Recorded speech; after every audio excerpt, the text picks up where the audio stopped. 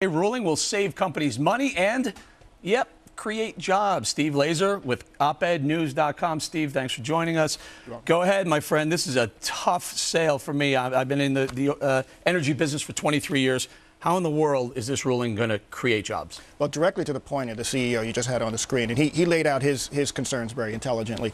The Obama administration is not unaware of these concerns. They, in the stimulus bill that they recently passed, they included $13 billion in tax cuts for people who need to go green for global warming incentives. They also included another $61 billion in spending, direct spending, to help companies go green. But, you know, let's set some proper parameters here. I would love to have asked that gentleman, have you guys done nothing so far, nothing at all, to go green? Because most companies are already pretty well down the road to becoming green. Companies like Johnson & Johnson, Intel, PepsiCo, those companies have already taken steps to comply with already what's coming down the horn. We have to touch on this issue, this ClimateGate, the emails that exposed what could be what a lot of people are saying is cooked data, some numbers that frankly we can't hang our hat on. You know, we're talking about spending a lot of taxpayer money based on some faulty data. Well, Eric, let's go out. Let me go exactly to what I talked to Stuart about 2 weeks ago. How deep do the folks who dispute global warming, how deep do they think this conspiracy goes? Virtually every reputable scientific organization, every university around the world believes that we have an issue with global warming and that it's at least partially man-made. How deep does this conspiracy go? Is it something like we're talking the Illuminati is doing? Or are we talking about, you know, fluoridation and precious bodily fluids? I mean, it's crazy. Can I get that Newsweek? Do we have that Newsweek? I pulled it. I don't have it, but I pulled an article from Newsweek, April 28th of 1975. You know what the article was? The next ice age is on its way. For 40 years, it was a global cooling issue, and was government going to do enough to stop the global cooling? Okay, so we've had a few years of global warming, but we're no warmer than we were 40, 60, or 80 years ago. We've had about 40 or 50 years of global warming. It's something that wasn't detectable until the late 70s, early 80s. It's true, you know, I remember, I don't want to date myself and say how old I was at the time, but I do remember hearing about global, global ice age and things like that.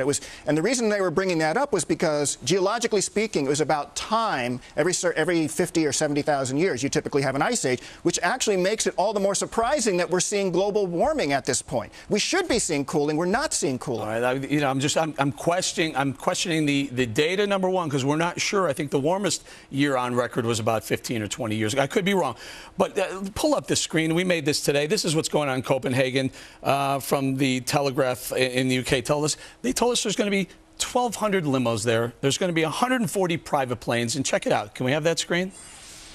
Look at this. Oh, look at the bottom one there. Steve, 5 electric cars. What is this? The EPA comes out today, the day that the Copenhagen Treaty, the Copenhagen is starting. Today's the day they decide to tell us that CO2 is dangerous?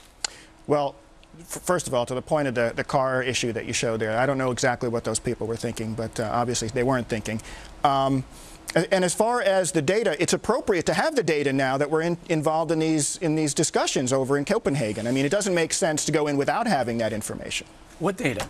What data? Can we hang our hat? I mean, we found that one of the biggest think tanks in Europe for global warming data. Now, I'm looking. I'll read it. We're concerned about the lack of warming. We use Mike Nature's trick of adding in real temperatures. These are scary emails. They basically tell me, you know, I can't believe any of this stuff. I can't trust any of this data.